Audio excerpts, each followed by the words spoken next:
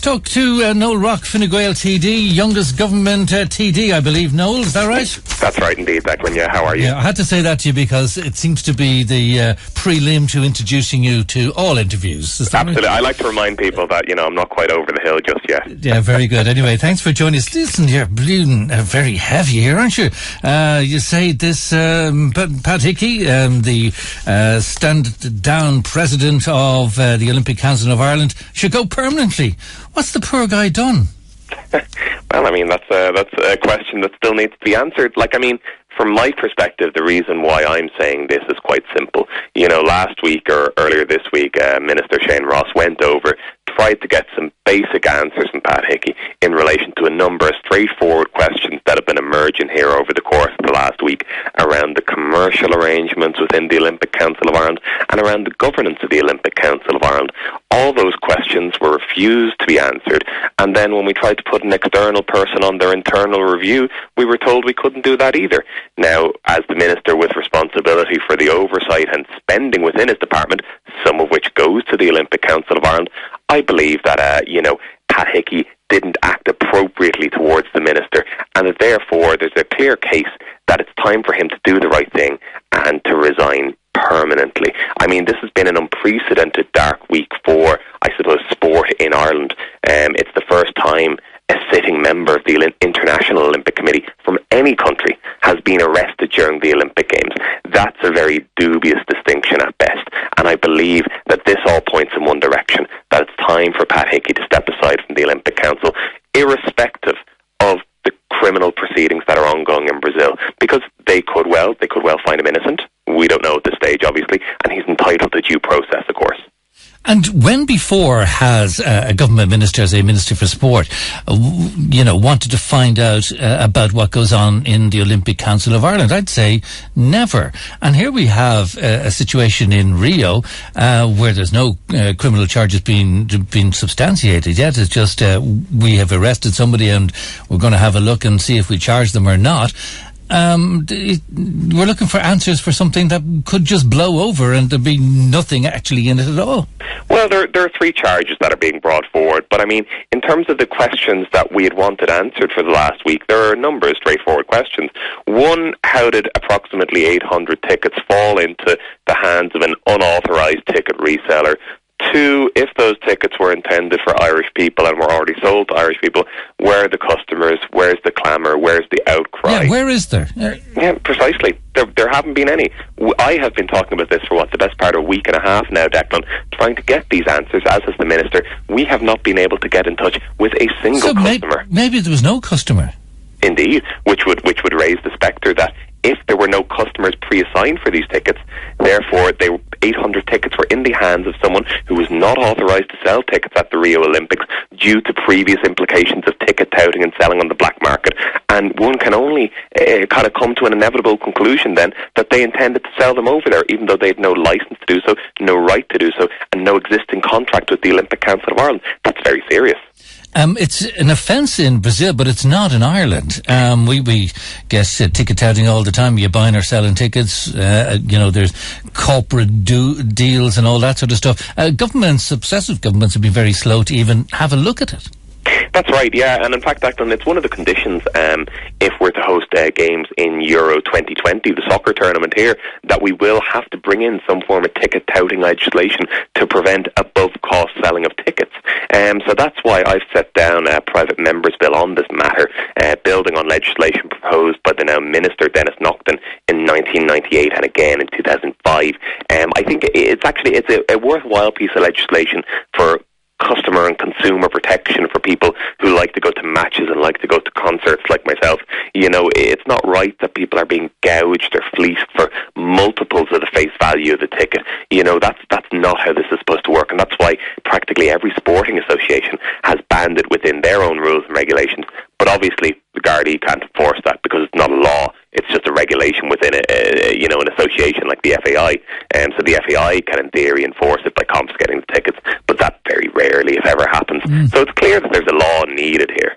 Right, and, you're in government now, so maybe that'll happen. But back to Pat Hickey, I mean, he sought legal advice when Shane Ross was on the horizon. He got legal advice and he was told, don't tell him anything. It's not in your interest. That's a very responsible thing to do by the president of the organisation, isn't it? I wouldn't say so, Declan. I mean, I was contacted in light of that legal advice by over a dozen senior counsel, all of whom said to me that there was no way that a senior counsel or a barrister would give that kind of advice in relation to the kind of questions that were being asked, none of which would have infringed on the criminal process at all.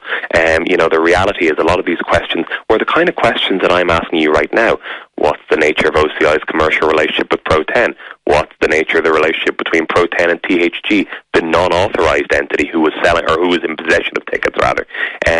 These are kind of straightforward enough questions that the president of the OCI should have answered, and certainly could have answered if there was any reasonable... He went for legal advice. It's not his fault that the legal advice given to him was that he felt he had to follow it. There was a situation in government a few weeks ago that we were told that the whole state would break down if people didn't follow the advice of the Attorney General. So, he's been given legal advice. If you're not happy with it, if other people are not happy with it, well, that's not Pat Hickey's fault. He's just taken the advice he's been given. Indeed, but I mean, based on the screenshot of the legal advice that the Brazilian authorities released, actually, we can see it was just as much PR and political advice as it was legal advice. I'm not sure if you saw it yourself, Declan, but effectively, and I am quoting here, it said that they needed to put Minister Ross back in his box.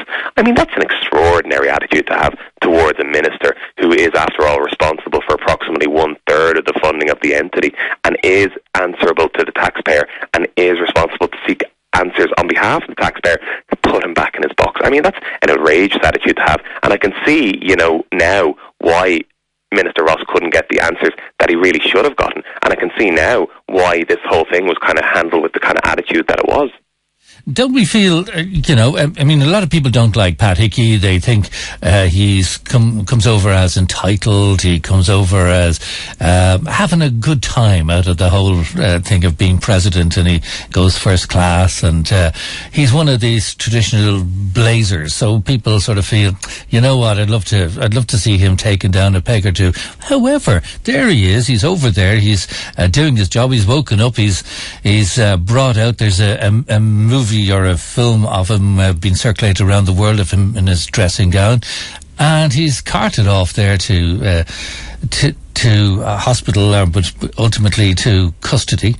And you'd have to say, well, does he deserve all this publicity? Does he deserve all the innuendo about him without any charges actually being put to him at the moment? He's just a guy over there doing his job.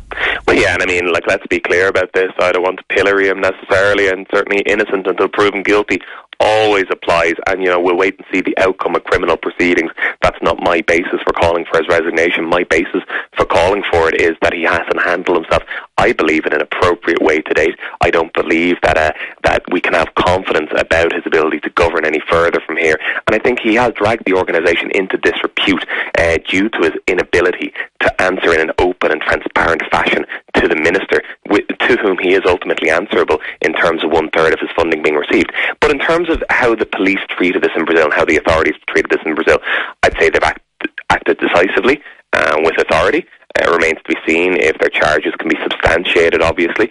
It wouldn't be to my taste seeing the video like that and the way he had been dragged out of the hotel room like that. But different countries have different ways of dealing with things, and that's their right and that's their remit, and I'm not going to kind of cast judgments about how the Brazilian policing authorities conduct themselves. And if he doesn't know anything, Noel, if he just said, this is a surprise to me, it's a surprise to others. We've made our arrangement with Pro10. I've no idea how all these tickets ended up like this. What would be the situation then? And you've asked him to step down. He stepped down, and the guy is basically, finds the whole thing a mystery.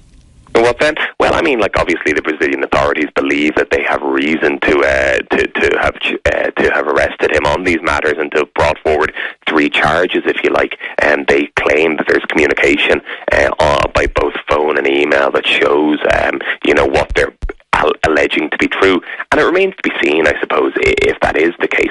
But what certainly we do know to be the case is that at a time of need for the OCI, at a very urgent, critical point for the OCI, when allegations were being brought against Pro-10 and against THG, Pat Hickey, as the president, was found to be evasive, found to be wanting, and found to be stonewalling. I mean, whatever about the legal advice in terms of answering questions of substance, no legal advice in the world would say, no, you couldn't possibly put an external person on your internal investigation.